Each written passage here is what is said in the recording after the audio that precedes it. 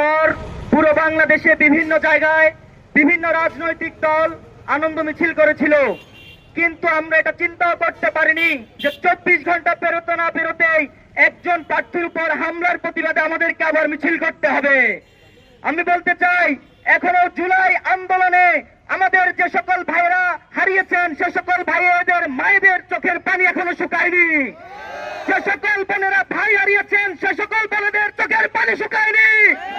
তার আগেই আমরা একজন ভাইকে হারানোর পথে বসে আছি। আমি আজকে সকলের প্রতি উদাত্ত আহ্বান রাখতে চাই, ঐক্য বিনষ্ট কখনোই করা যাবে না।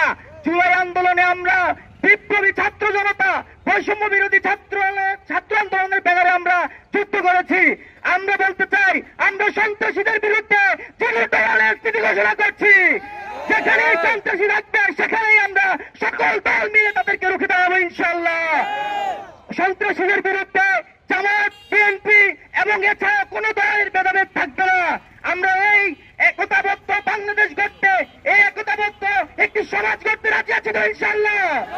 সকলকে ধন্যবাদ। সর্বশেষ আমাদের প্রিয় ভাই ওসমান আদির সুস্থতা কামনা করেই আমি আমার কথা শেষ করছি। আসসালামু আলাইকুম রহমতুল্লাহ।